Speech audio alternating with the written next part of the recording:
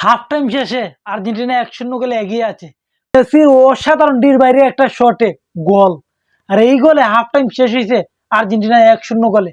মানে মেসির প্রথম 9 মিনিটে গেলে একটা গোল আছিল, কিন্তু এটা অফসাইড হয়েছে।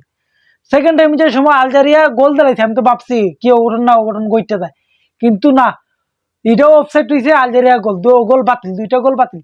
17 মিনিটে খেলা অবশেষে ম্যাজিক, মানে কার, মেসি অসাধারণ একটা গোলে 17 মিনিটে গেলে আর্জেন্টিনা 1-0 গোলে এগিয়ে যায়।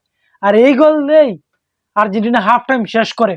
অসাধারণ গোল মেসির, ডির বাইরের শট, মানে বুলেট শট, মানে গোলকির হাত লাগিয়ে বল হিরাইতে পারছে না, গোল হয়ে গেছে।